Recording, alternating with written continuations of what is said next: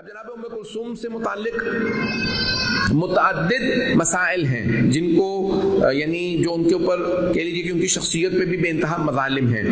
پہلا کہ خود ہمیشہ بہت سے ہمارے اہل سنت جو برادران ہیں وہ ہمیشہ کہتے ہیں کہ بھئی جناب ام کلثوم کی شادی ہو گئی تھی دوسرے خلیفہ سے. تو اب اس پہ ہمارے علماء نے بہت سی کتابیں لکھی ہیں اس کے جواب میں. مرحوم ناصر الملت نے سید ناصر حسین موسوی لکھنؤ کے بہت بڑے میر حامد حسین موسوی ولایت کے موضوع پہ سب سے بڑی کتاب شیعوں میں لکھنؤ سے لکھی گئی ابقات الانوار 45 والیومز کے اندر 45 جلدوں میں لکھی گئی.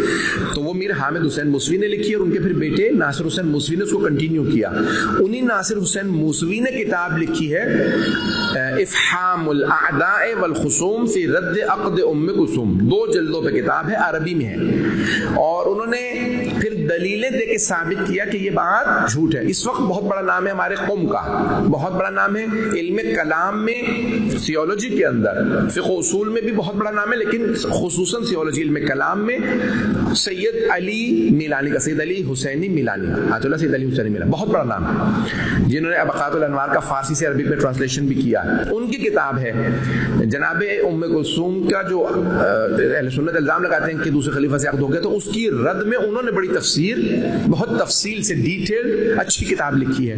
اسی طرح سے مرحوم شہید غلام حسین نجفی صاحب نے جو تھے تو ڈیرہ اسماعیل خان کے ظاہراً تھے، یہ ڈیرہ جی ہاں، لیکن ساری زندگی لاہور نجف میں پڑھے، پھر اس کے بعد لاہور آ کے وہیں پہ ان کو شہید کیا.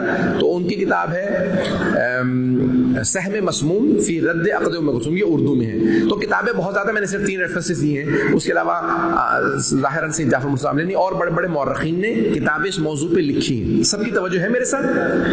میں اس کو تھوڑا سا پیش کرنا چاہ رہا ہوں کھول کے، تو اس کو بھی سن لیجیے گا. تو اب یہ بڑے بڑے علماء نے اس موضوع پہ کتابیں لکھی ہیں اور اس کو رد کیا ہے کہ یہ کیوں ایسا کہا گیا یا کیوں. بعض اوقات اب آغا سید علی میلانی نے بہت سی دلیلیں دی ہیں کہ جناب ام کلثوم سلام اللہ علیہا کی دوسرے خلیفہ سے شادی نہیں ہوئی. تو اس میں پہلی دلیل وہ کہتے ہیں اگر ایسی شادی ہوئی ہوتی تو پہلے 200-300 سال میں جتنے بھی بڑے بڑے اہل سنت کے علماء گزرے ہیں، جب وہ یہ ثابت کرنا چاہ رہے تھے کہ صحابہ کے اہل بیت سے اچھے تعلقات تھے، تو اس سے بڑی دلیل کیا ہوتی کہ جناب امیر نے اپنی بیٹی کی شادی دوسرے خلیفہ سے کر دی تھی.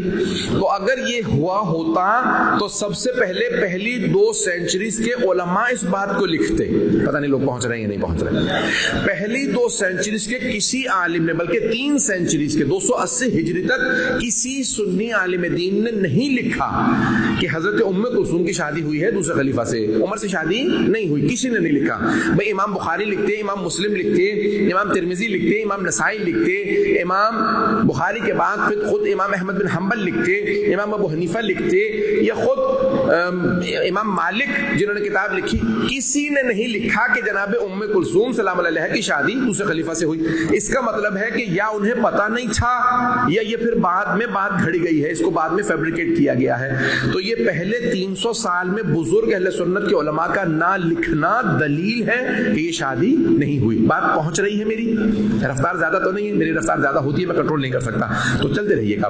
ایک صلوات پڑھیں محمد و آل محمد پہ. ٹائم ہے نا ابھی؟ تو گرامی، اب پہلی دلیل تو یہی کہ پہلے ابتدا کے کسی عالم دین نے، اہل سنت کے عالم دین نے نہیں لکھا. پہلی دلیل. نمبر 2، دوسری دلیل وہ یہ کہتے ہیں کہ شادی ہوئی ہے یعنی خود دوسرے خلیفہ کے پہلے یا دوسرے سال میں. تو اس وقت جناب ام کلثوم 4 سال کی تھی. اب یہ شادی ممکن ہی نہیں ہے. تیسرے دلیل جو لکھا گیا نام وہ کہتے ہیں ام کلثوم. تو پہلے خلیفہ کی بیٹی کا نام بھی ام کلثوم ہے. پتہ نہیں لوگ ہیں یا نہیں. پہلے خلیفہ کی بیٹی کا نام بھی ام کلثوم ہے. بیٹے کا نام محمد ابن ابی بکر ہے اور بیٹی کا نام ہے ام کلثوم. بہت سی ان کی بیٹیاں بیٹے ہیں، لیکن ان کی ایک بیٹی کا نام ہے ام کلثوم. اور بہت سے ہمارے علماء نے ثابت کیا ہے کہ دوسرے خلیفہ کی، پہلے خلیفہ کی بیٹی ام کلثوم سے شادی ہوئی تھی، لیکن کیونکہ وہ جناب امیر علیہ السلام کے گھر میں پلی تھیں، محمد ابن ابی بکر کو اور حضرت ام کلثوم دونوں کو حضرت علی نے پالا تھا، کیونکہ حضرت اسما بنت امیس جو زوجہ تھی پہلے خلیفہ کی، وہ پہلے بیوہ تھی حضرت جعفر طیار کی، اور بعد میں ان کی جناب امیر سے شادی ہوئی، اسی لیے وہ دونوں بچے جناب امیر کے گھر میں پلے. اور جب انہوں نے رشتہ مانگا دوسرے خلیفہ نے تو حضرت ابوبکر کی بیٹی نے نکل کے تھپڑ مارا ان کے چہرے پہ. کیونکہ اہل سنت کتابوں میں لکھا ہے، مرحوم مشتاق جو ہیں انہوں نے اپنی کتاب میں، جو کہ سنی سے شیعہ ہوتے، انہوں نے کہا کہ بچی جو ہیں وہ ابھی زیادہ ایج کی نہیں تھی، 11 سال کی تھی. انہوں نے دوسرے خلیفہ کو ایک تھپڑ رسید کیا اور کہا کہ انتا شیخ سو، آپ ایک بہت ہی برے آدمی ہیں، آپ کو شرم آنی چاہیے تھی کہ مجھ جیسی پاک دامنہ بچی کا آپ رشتہ مانگے. تو وہ حضرت ابوبکر کی بیٹی تھی ام کلثوم جن کا رشتہ مانگا گیا، اور انہوں نے بھی ایک ان کو تھپڑ رسید کر دیا. تو بہرحال اس کی تفصیل میں باریکیوں میں نہیں جانا چاہتا ہوں. تو یہ تفصیلات ہیں، تھوڑی سی اس کی باریکیاں تھیں اور تفصیلات میں نہیں جانا چاہتا جناب ام کلثوم سے متعلق. چوتھی دلیل یہ ہے کہ خود حضرت ام کلثوم سلام اللہ علیہا کی شادی حضرت جعفر طیار کے چھوٹے بھائی حضرت اون سے ہوئی تھی. اور جب جناب جعفر طیار سے جناب زینب کبریٰ سلام اللہ علیہا کی شادی ہوئی تو جناب اون ان کے چھوٹے بھائی سے جناب زینب صغریٰ یا جناب ام کلثوم کی شادی ہوئی تھی. اور دونوں بہنوں کی دونوں اپنے چچا کے بیٹوں سے، یعنی جناب جعفر طیار جو جناب امیر سے 10 سال بڑے تھے، ان کے دونوں بیٹوں سے شادیاں ہوئی. اب بات واضح ہو رہی ہے. اور دونوں کی شادی جو ہے وہ جناب امیر نے خود عقد پڑھا تھا. تو جب دونوں کی شادی وہاں پہ ہے، اس کا مطلب ہے کہ دوسرے خلیفہ کے زمانے ہی میں شادی ہے، اس کا مطلب ہے کہ دوسرے خلیفہ سے شادی نہیں ہے. یہ بات کلیئر ہو رہی ہے. پھر پانچویں دلیل، اگر سننا چاہیں گے مجھے نہیں معلوم، مجمع خاموش ہے، میری بات پہنچ رہی ہے نہیں پہنچ رہی. پانچویں دلیل یہ ہے کہ خود امام سجاد علیہ السلام نے حضرت ام کلثوم کا جنازہ پڑھایا اور یہ کہا جناب ام کلثوم کے، یعنی جو بعض نے لکھا کہ ان کے اولاد سے یا ان کے جو ان لاز میں رشتہ دار تھے ان سے کہا کہ حضرت ام کلثوم حضرت جعفر طیار کے بیٹے سے جب ان کی شادی ہوئی بالکل کم سنی کے اندر، تو ہمیشہ وہاں پہ رہیں اور پوری زندگی جب بیوہ بھی ہو گئی تو ان کے چھوٹے بھائی سے شادی ہوئی اور وہیں پہ رہیں، اور انہوں نے بے انتہا قربانیاں دی خاندان اہل بیت کے لیے. اگر کہیں شادی ہوئی ہوتی تو امام سجاد کا تذکرہ تو کرتے کہ نہیں وہ بیوہ ہوئی تھی فلاں سے، تو اس کا مطلب ہے کہ خاندان اہل بیت میں اور اس قسم کی کوئی باتیں نہیں ہوئی ہیں. میں نے 5 دلیلیں دی ہیں، علماء نے پوری کتابیں لکھی ہیں، میں جتنا خلاصہ کر سکتا تھا میں نے ان کی سیرت سے پیش کر دیا. علماء نے دیکھیں پوری کتابیں لکھی ہیں. علم کلام میں ایک ریسرچر کا کام یہ ہوتا ہے کہ جتنی دلیلیں وہ جمع کر سکتا ہے اس کا کام ہے کہ وہ جمع کرے.